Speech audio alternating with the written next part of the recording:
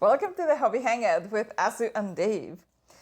We are here for part 2 of our updates on the board game Jamboree at our kids' school.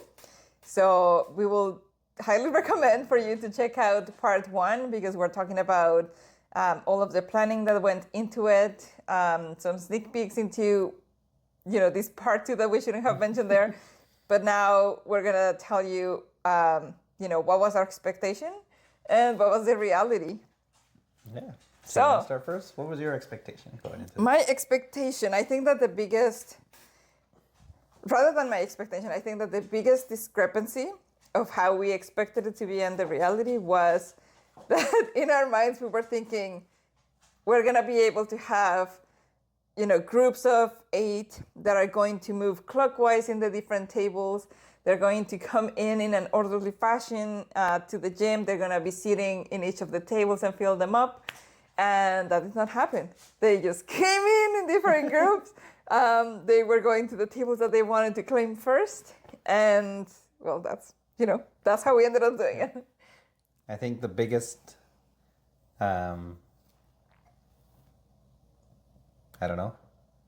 difference in my expectation was the thought that everybody was going to start at the same time.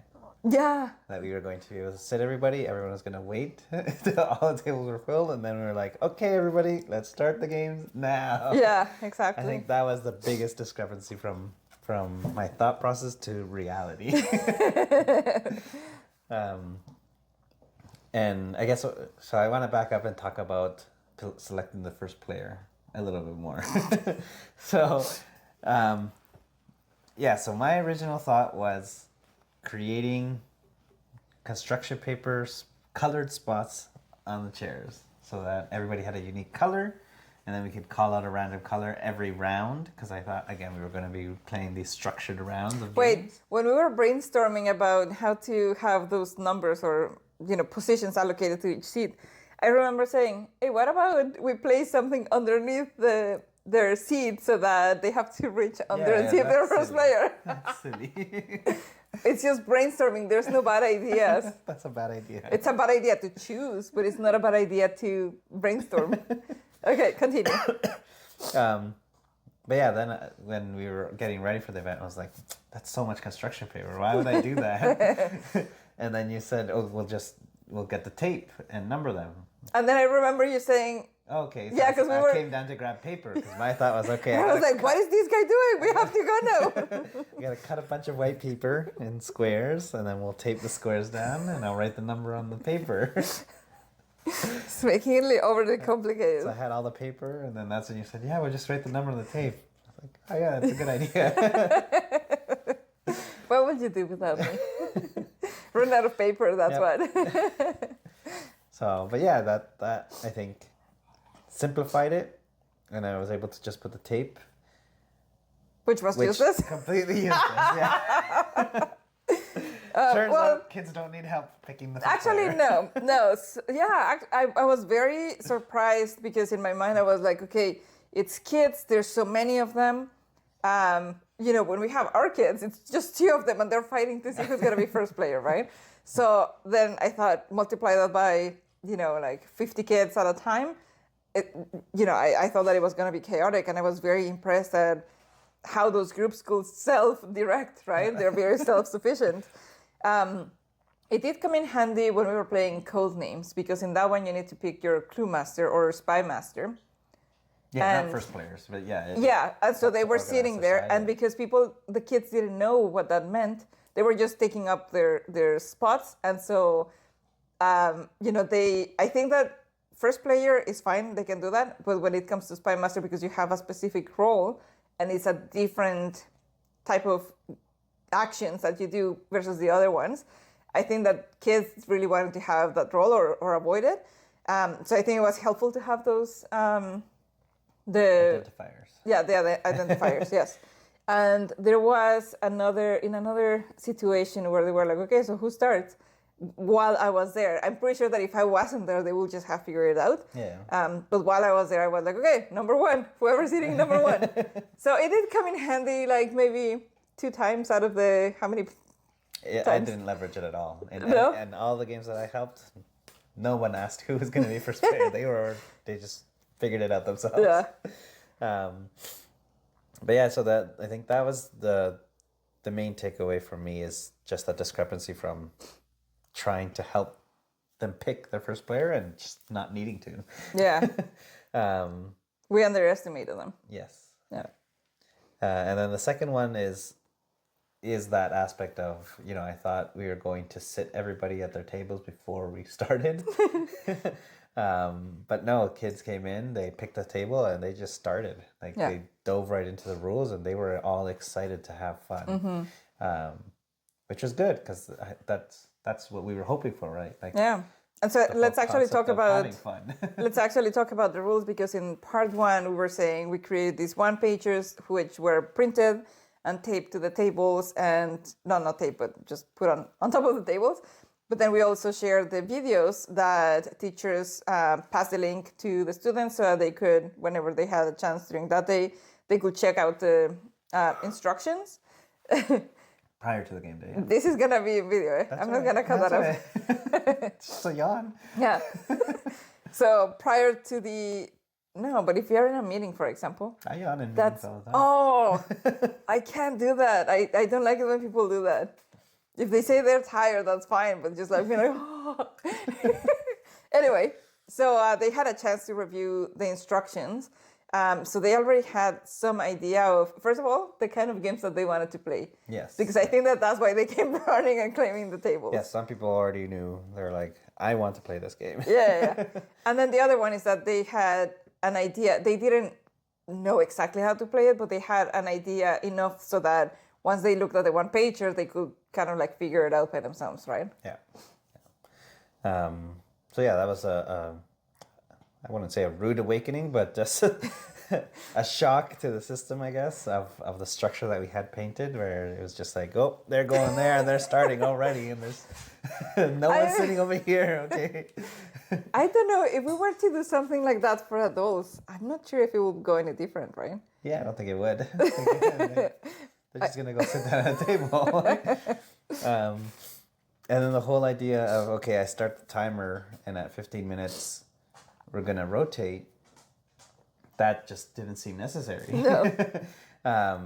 When the kids kind of... Because they played that game till they just played it out, essentially. And when they were ready for another game, they just all kind of collectively said, okay, what's the next one? Yeah. Now, I did call out I think maybe once or twice, okay, everybody, anyone that hasn't changed, time to change your tables, just to make sure that certain games got freed up. But yeah, for the most part, it was surprising how much they were able to just self-organize. Yeah. All we really needed to do was have the names and have the games there and be there to help them. Structure. Yeah. Provide the games themselves, yeah. So technically, all the planning that we did, that's as much as we need to do, and then just being there to answer any questions. Yeah. I think the other thing that might have gone well was having more games. Yeah, more tables, yeah. Knowing that some tables would be empty, but allowing that so that when a specific group of kids felt like they were ready to move, they didn't have to wait for someone else to, right? That they could just go to an empty table. I think that would have been something that we could have done, or we could do in the futures. And again, not that we need a ton more, but just having 2 or 3 extra games that will always be open helps free up that rotation a little bit more, for sure. Yeah. And so in part 1, we mentioned that we were originally thinking, when we reached out, we were thinking, well, it's going to be like 50 kids in total at a time. And so then we ended up with 150, but then we ended up getting it back to splitting in half and half. Sessions, yeah, which was still about 50 kids, right? Or was it more? Yeah, almost 80 kids. Oh, okay, yeah, we had almost 80. Well, yeah, we had 10 games per group. and Yeah, both groups were full. So. Yeah, you're right. Yeah, it was more than we had originally planned to have. And I forgot what I was gonna say about this. Can't remember now. There was a reason why I was bringing it up, but I can't remember now.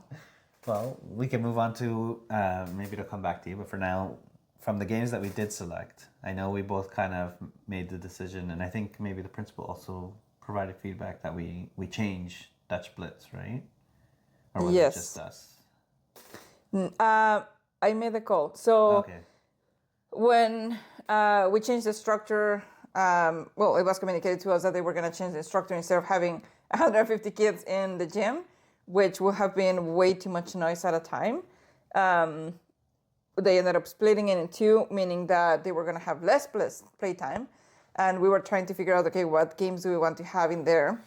And so the principal is the one that let us know which games to let us know which games to keep. And I think I was very surprised not to have the mind in there, because even though the mind is just supposed to be for 4 players, you can adjust it and make it very fun for when you have Yeah, you could. I mean, I've used it at. Yeah, it's always fun to have a lot more people. Company Yeah, meetings, there's lots of people around the table, right? It's just Yeah. like trying to sync up. yeah. So we anyway, so we ended up with a different set of games, and once everything was playing, I found myself stuck in helping the kids with Codenames and helping them with Dutch Blitz. With Codenames, once they got into, like one round of one spy master or clue master giving the clue and then them guessing and then switching to the other team, like they could just take it from there. With Dutch Blitz, I found that it's too fast-paced and not all of the kids know like the numbers, the order in which to play them. And then there's you have to play it in the same color when you're playing it in the middle, but it's a different thing when you're playing it in your other pile to bring them down, like solitaire. So I think that it was... It's not that it's complex rules, but there's just so many things that are Yes. going on. And so when you have a big group of 8 kids, all of them trying to figure out what they're doing and not getting enough turns facilitated by me, I just felt like it wasn't really sinking in. And I think that slowed the game down so much that I felt like they were disengaged. I think it would be a good game to have for the school for them to go slowly, right? Because we were trying to get them all within 15 minutes and getting to rotate. So I think that with that time constraint, that game wasn't probably the best choice. Same with the Codenames. I feel like the time that it takes you to get up to speed on how to play it compared to the play time that we had restricted for each of the games, it was a little bit cutting it too close and not necessarily getting the enjoyment out of the game. Yeah, I mean, I still saw the kids playing Codenames, and they took a little bit to get started, but they still seemed to enjoy it when they were playing it. Dutch Blitz, I definitely saw the difficulty running there, but I know I didn't help facilitate any of it. Yeah. So I could see that it wasn't moving very quickly. So you changed it for the second round. Yeah, right? so when I was setting it up, so I was like, maybe, right? Because the vice principal mentioned that there was someone else that was coming in the new group that really liked that game, and that other kids have mentioned how much they liked the game or they were interested in the game. And I was like, that sounds weird. That sounds good, but at the same time, that's not what I'm seeing. So like, where's the discrepancy, right? Like I didn't know if they knew how to play and maybe that's why it was easy, or just the way that they expected it to play was easier than when you actually played the first time. So anyway, I had to make the call and I suggested that we changed it up. And we ended up Give Me That because I saw that another copy, kids, second copy. So. The second copy because kids in the other table were having so much fun with it. Yes. Yeah. So I figured, well, let's just take that one out instead. And I think that it went better. Yeah, I agree. Mm-hmm. Happy Salmon, as always, was a good hit. Yeah. From 1 to T-Rex, it was funny just to see how much the kids enjoyed that game. Because, I mean, I've played that with adults, and it's a fun game, but it's never that crazy. With the kids, they're just uninhibited, right? So to them, even a 1 is a level 10 intensity. Like everything that they were doing was level 10 intensity. But yeah, they were definitely having a lot of fun. Mm-hmm. Yeah. The other one that happened too is that, and again, huge shout out to Norway Games and Hobbies for providing copies of games that we loved and that we wanted to have an extra copy of to bring to the event, and also recommending new games that we hadn't played before and that they were good to play. So we had a second copy of A Gentle Rain, and we put it away because we limited the number of tables, so we thought, okay, we only need 1 copy. But then I saw one person who I think was in a group of 9, and everything that we planned was for groups of 8. So this person was just sitting by themselves, and so then I approached them, and the first reaction was, I didn't even want to be here, right? But just thinking back on how it used to be, like there's always someone that, even when they have friends, they might be left out of groups sometimes. And just thinking back on that, like that response didn't really convince me as I'm not interested in being here, but rather, I didn't get picked in a group. So I just, I let them be, like I didn't want to push them for it. But I said, right, like there's one game that we brought that can be played with just one player while you wait, and then I can incorporate you in another game. And so they were like, no, I don't even want to be here. So then I didn't press it. But just like a minute later, when I turned back around, the kid was like, you know what, maybe I'll give it a try. And so we started talking. At first, they didn't want to play. They were still like, just like, when they are dragging things like, you're forcing me to do this. But then they started really getting into it. And that game was like a really good hit for this person. And they ended up playing it for the whole time that they were there. And I came back and said, you know what, they're going to rotate. I can get you into another game if you tell me which one you're looking for. And they were like, no, I'm happy with this one. So that was, like, it was really, I don't know, like it made me happy to have been able to integrate someone that was a little bit adamant to try and get integrated for whatever it was the reason that they felt like that. And it's really great that we had that extra copy that could accommodate just one player, right? And we had a good conversation while I was explaining the rules. And even like across all the groups, I found A Gentle Rain was enjoyed by all the kids, even though at first they're like, oh, this is so easy. And when I'm explaining, I was like, okay, now let's get started. And then I'd come back and I'd see, they have almost a full table and they didn't have any blooms. I'm like, not as easy as it does. They're like, no, it's not. But they were enjoying it. They were all engaged. And like there's a group of, I think, 6 or 7 boys that were playing it. And don't make assumptions. Kids. Just kids. When they started, I saw that they were like similar to like what happens with our kids, right? One person selects it and then the other person's like, oh, I put it over here, sort of thing. When they started, and then when I came back around, they were actually letting the other person play their card, and like they were still saying suggestions like, oh, you have a blue flower, like the blue flower might go here or here, but they weren't grabbing from each other's anymore. So they kind of, again, sort of self-organized and got into the game. And it's just, I know it's a board game, but it's still that level of respect, right? That you're starting to apply to the people that are in your group. Yeah, it's soft skills, right? Because the game is cooperative, right? You're playing as a team, and you're all trying to identify how you can get all of these blooms on the table. And then I think that even though it feels repetitive and it is very simple to learn how to play it, like every time that you play it, there's a different outcome, right? Because every decision that you take impacts the whole game, right? And so just knowing how you can score more points and you're trying to score the most points, it just like motivates you to keep trying different strategies every time that you play. Oh, I know which one I remember. It's Jungle Speed. So, I didn't see how they were playing that one. Yeah, it's funny. For the most part, I never really went to help that game because it seemed like the kids were having fun just playing, whether or not they were following the rules correctly. But the one time I went there to help, and they were like, okay, what do I do with this one? I was like, okay, you grab the totem, and if it's matching. So I saw them going, and then the one kid flipped, and he's like, whoosh. And I was like, they're not actually the same. They all look, and it was like every kid on the table had their mind blown, and they're like, oh my God, they're not the same.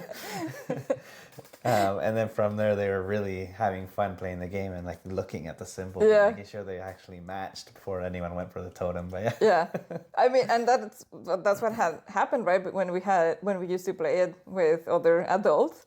That's how it usually goes because it's like it really tricks you. Overall, and then LCR, again, that was a game that we that was one that was recommended to us. And the kids had a lot of fun with that one. Just seeing how someone would lose their chips And then on the next roll, that person had to give them their chips, and they're back in the game. Yeah. Like, yes. Yeah, that's kind of a nice thing, right? Because the games where you're out and you're like completely out is like, now you just have to wait there. But if you're out, but you still have a chance to come back in, then that makes it fun. Yeah.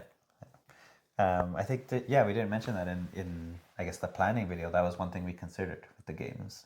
We wanted to make sure that not only did they play quick and that they could support 8 players, right, but that nobody was going to be out at any point in the game. Yeah. They were engaged throughout the whole game.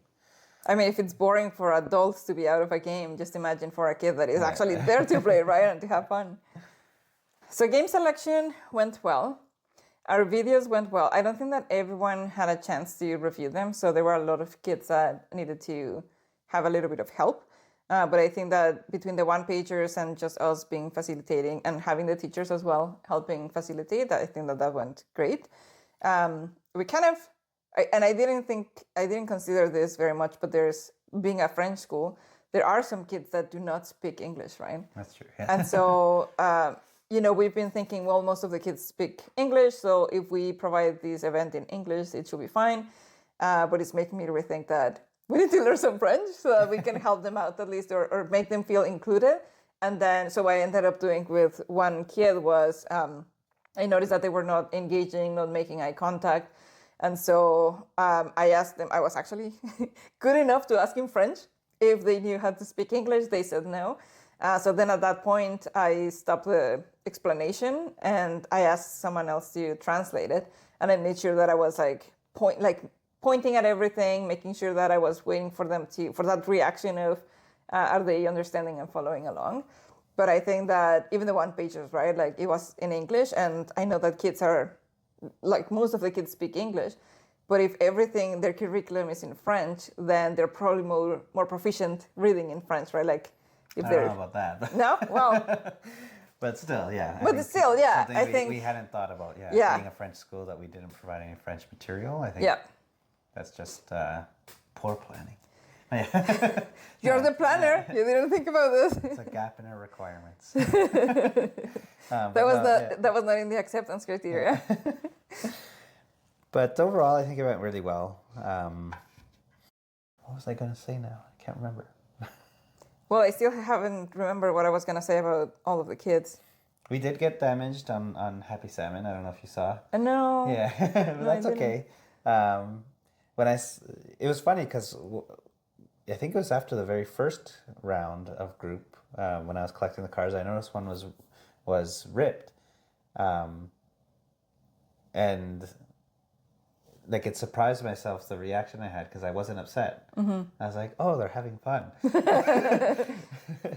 because obviously they got so intense. It got so intense, so intense that the card ripped. Like it's not like it's ripped off; the little corner of it kind of got bent and ripped off. And one of the teachers came to me after, and she's like, "Oh, I noticed one of the cards was ripped. We'll look for the piece." And I was like, "Oh no, don't worry about it. As long as they're having fun, I think that's the most important because that's what I wanted out of this event, right? That's what I wanted to talk about. Just the positive feeling I had from observing all of these kids having fun because that was the goal of it, and that's what we wanted to have from it, and it was obvious and apparent that that's what was happening, and the teachers and the principal and everybody saying, "Oh, this is going really well. The kids are really loving this." Even when I was going to go helping the tables, I think I mentioned to you that some of the kids, as I was about to speak, the first thing they would say is like, "Oh, thank you for organizing this. This is so much fun." And then the one that recognized you from the video. That's the other thing I was going to mention was I think the fact that we had recorded those videos ourselves established us as like an authority in running the event. Because whenever I came up to explain the rules, like all the kids instantly just paid attention, and I think that must have. Like we're strangers. Like why would they do that? Right? You are a stranger, but me, I go on and hang out with the kids when I can. But yeah, I think the videos helped with that because there was obvious recognition when they looked at me. They may not have known who I was, but they've seen me. Well, you were the only person that they that was not a teacher clearly. So, but no, I think the videos helped establish that at least a small level of authority and help me to be able to explain those rules and have them listen to the rules. Yeah. And yeah, all the thank yous and all the kids yelling thank you at the end was heartwarming and touching, and I really liked that. Yeah, I remember because I was tired, right? Like I've been creating content like nonstop for the last 2 weeks, Yes. and so I was excited for it, but I didn't feel the excitement to the level that I got there until there was like all of this screaming around, right? Like you knew that they were having fun, and it's like it keeps you going and making sure that you're paying attention to everyone and making sure that everyone is getting the same experience. And so we didn't have lunch at that time, right? So after the event, we went out for lunch, dinner kind of together. And at that time, like it still hadn't hit me that I was tired, that I was hungry. But it was like an hour after we ate, I was like, oh, I feel so drained.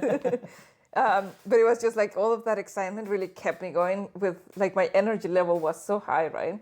And it was like I wasn't even playing or anything, right? It was just from seeing, I guess, the atmosphere, right? The vibe, you could feel it, and it was contagious. But then, yeah, after that, I was like, I was crushing. Yeah, so that's the experience of it. Positive all around. One of the things that we forgot, and I think that it was a little bit more last minute, so we were not thinking about this enough, was when we got the list of games to be reduced. I asked, by the way, there's the Happy Salmon, which I mentioned to the vice principal that was going to be very loud.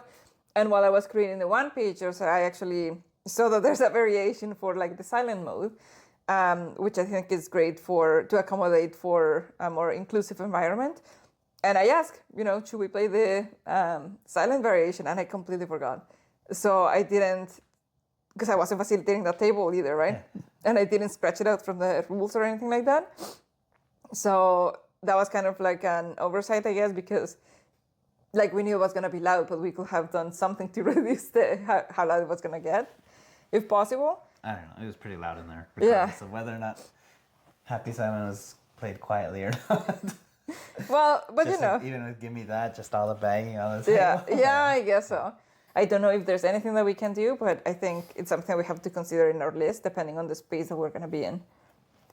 Yeah, I mean, you're going to be limited to what you can do regardless. Yeah.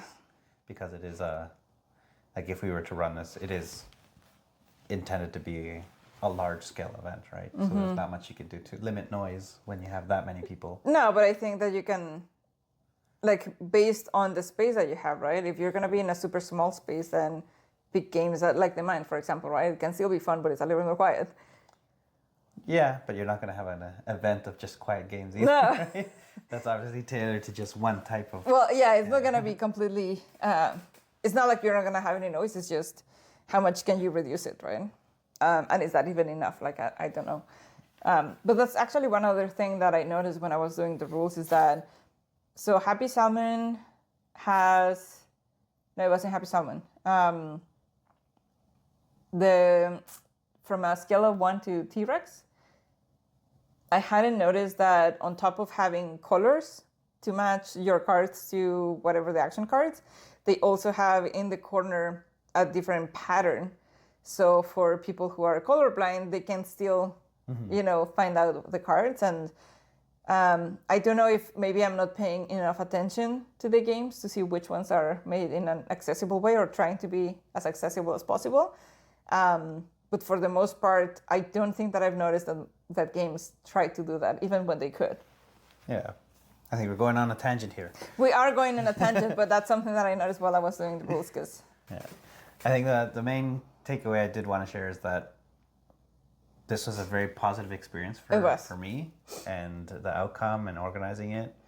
I would absolutely recommend it if you're a board gamer and you have games that you think you can run in a larger event, that it's definitely something you should consider running at a library, at your kid's school, or things like that. You don't have to put the level of preparation that we did with one pagers and Well, like I said in part one, videos, but- if you want my one pagers, Yeah. I have the Figma file that I will be more than happy to send you, or send you the PDF so that you have an idea of how to structure it. I mean, I think they're good. They're definitely helpful, but I don't think they're mandatory. But as you said, if you want them, by all means, reach out.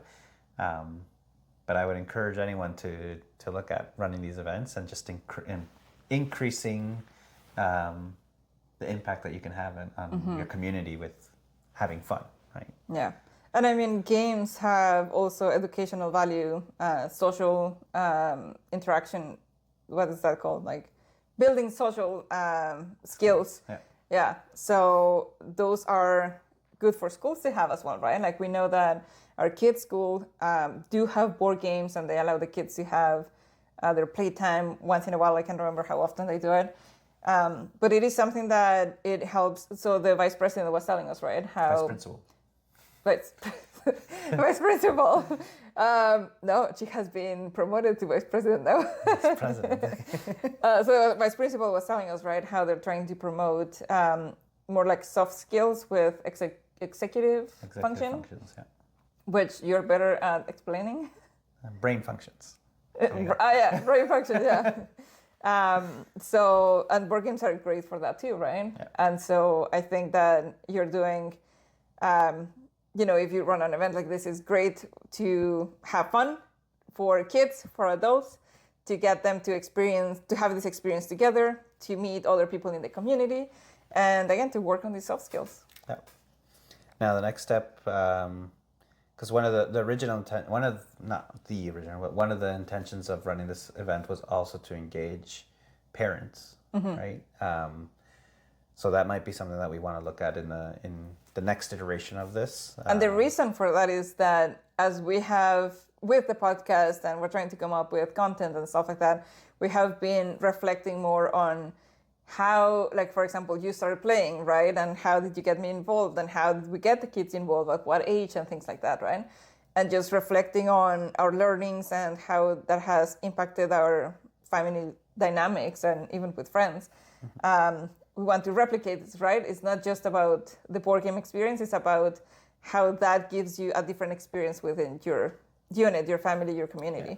Yeah. And how you so engage with each other, yeah. how you start to communicate with each other, how you just enjoy being with each other, right? And building bringing that foundation. bringing down the barriers for introverts like us. Yeah. Yeah. So that's the other thing too, right? Like if you had me with a group of a bunch of kids, I will have found a corner and I will have just been there. But with the games, it's like you have a reason to talk to them, right? And go around, and there's like a common topic. So it makes it a lot easier for just like to have that communication, right? And so if you could do that at a community event where, complete strangers can get together and communicate easily because they're, after the same fun activity. Yeah, I think that's a win. And having the parents involved, I think that, it's a good thing to bring to the family. Just having board games or hobbies, right? Like it doesn't have to be a board game itself. Yeah, like the one thing I think I've mentioned in the past is like you can't expect to have the hard conversations with family members, with kids, and talking about the serious things in life if you can't even talk about the fun things, right? It makes those serious conversations all that much harder. And playing games, sharing hobbies, having fun together helps you build that foundation of the talking and in the fun space that can lays that foundation that now you can have those more serious conversations easier. Yeah. Okay, so takeaway is let's do it again. Yeah. And anyone out there listening, also, if you can run an event like this, we highly recommend it. It is a very rewarding experience to do. Even though we were not playing, I was having just as much fun just watching them have fun. Yeah, so much excitement. Like my energy was so high at the time. Then I crashed. But my energy levels were so high from just watching them having fun. and we have good learnings. But if you have done something like this in the past, let us know, because you might have learnings that we haven't had yet from just the one event that we ran. So we'd love to hear about it. Let's wrap up the episode. Yeah, if there's any questions that we didn't cover that you may have, let us know as well. We'll be happy to share more if maybe we forgot something. Because I had a thought, right? And I forgot about it. So maybe it was important. Who knows? All right then. Until the next episode. Bye. Bye.